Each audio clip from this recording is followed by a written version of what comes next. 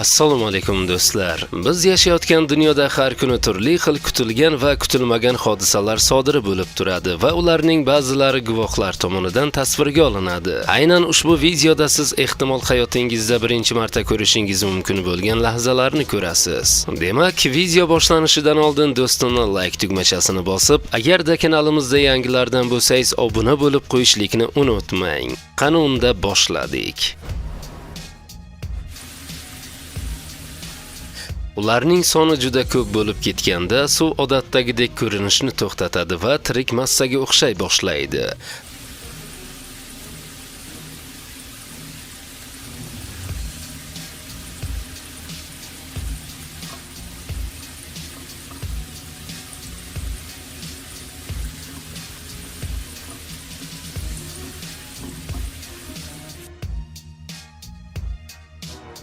...2025-yil 14-mart kuni Kamboja aholisi g'alati hodisaga guvoh bo'lishdi. To'satdan zich bulutlar ichida yorug' doira paydo bo'lib, go'yo osmonda aylanib yuribdi va buni atmosfera sharoitlari bilan tushuntirishga urinishlariga qaramay, bu ta'sirga nima sabab bo'lganligi hali ham noma'lum.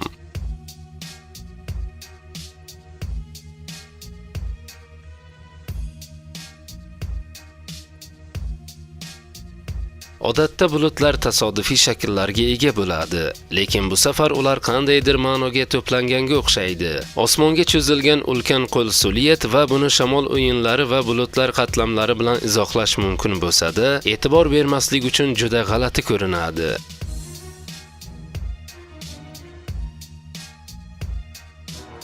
Meksikadagi gavjum yo'l bo'ylab harakatlanayotgan mashina ko'proq illyuziya yoki yuqori sifatli montajga o'xshaydi. Biroq bu voqea o'nlab odamlar tomonidan yozib olingan va har bir yangi video bilan uning aslida nima ekanligini tushunish tobora qiyinlashmoqda.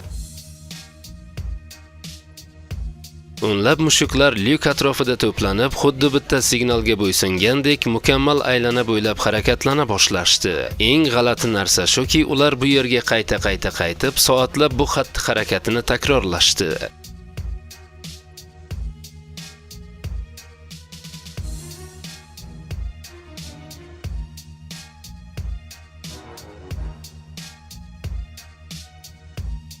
Avvaliga bu shunchaki yorug'likning hiylasi yoki mashina farasining aksi kabi ko'rinadi, lekin shar o'zini mustaqil narsaga o'xshatganda uni tasodif deb yozish qiyin.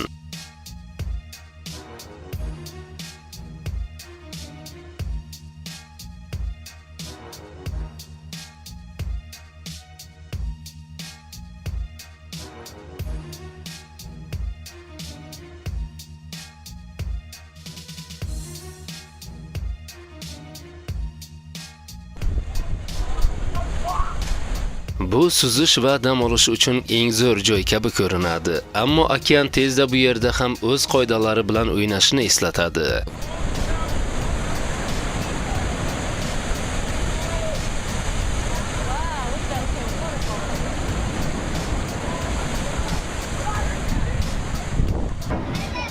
这是什么玩意这个？啊？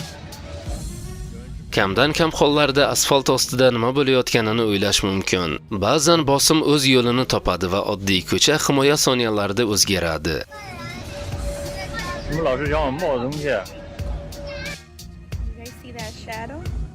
Bu bulutlar oddiy soyaga o'xshaydi, lekin osmon butunlay tiniq va buni tushuntirish qiyin bo'ladi. Where are the clouds? 8x zoom. And those barely looks like we're moving. Here's 0.5 zoom. Same exact speed. Ready? Ushbu daraxtning fonida odam tom ma'noda yo'qoladi va bir nuqtada sizning oldingizda shunchaki daraxt emas, balki haqiqiy gigant ekanligi ayon bo'ladi.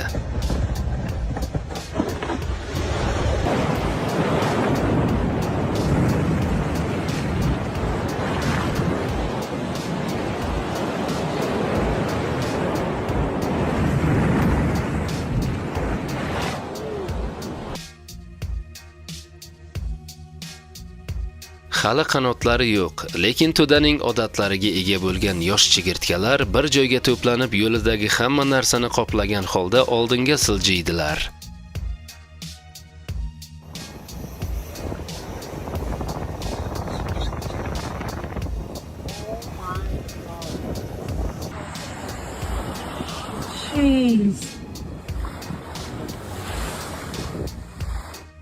Har aprel oyida Florida qirg'oqlarida yuzlab akulalar ommaviy ovga yig'ilayotganini ko'rish mumkin.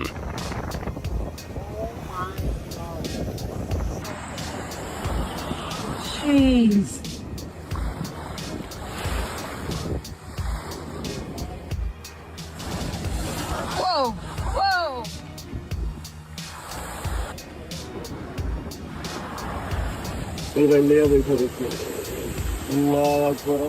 Ko'pincha baliqlar oziq-ovqat uchun yoki himoya qilish uchun suv yuzasiga chiqishga harakat qilishadi.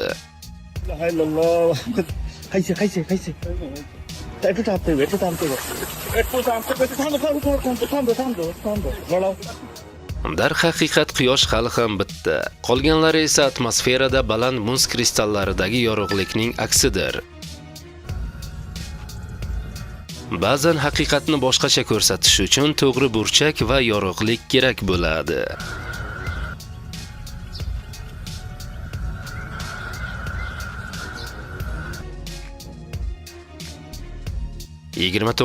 aprel kuni Xitoydagi Gramme joyida g'ayrioddiy kamalak buluti qayd etildi. Bunday hodisa bulutlar nuri va quyosh nuri mayda suv tomchilari yoki muz kristallari tomonidan singanida sodir bo'ladi. 25-aprel kuni Xitoydagi orollar osmonidagi to'lqinlar bo'lib kirib kelayotganga o'xshash noyob qatlamli bulutlarni qo'lga oldi.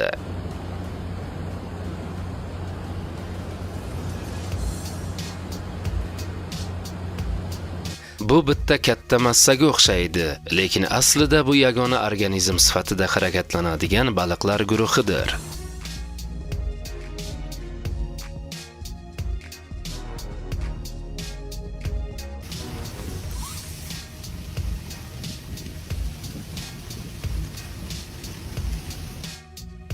Ba'zi odamlar uchun bunday xonada bo'lish haqiqiy dahshatdir.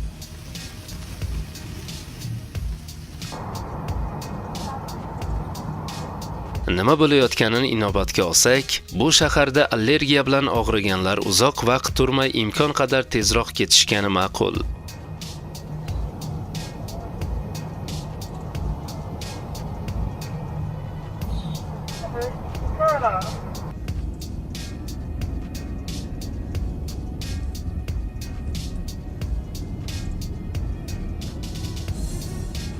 Mana yana bir shunga o'xshash g'ayriyoddiy holatlar.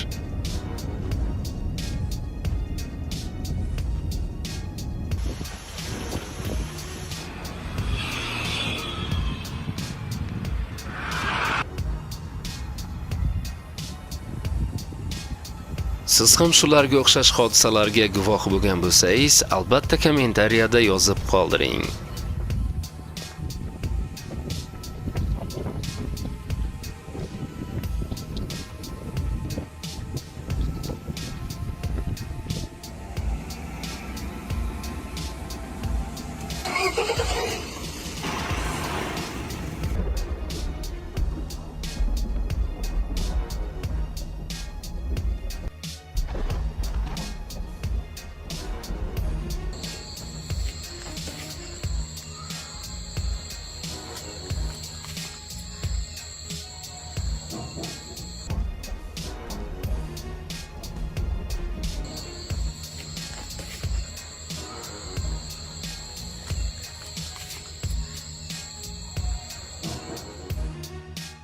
Azizlar, bugungi videorolikimiz o'z nihoyasiga yetdi.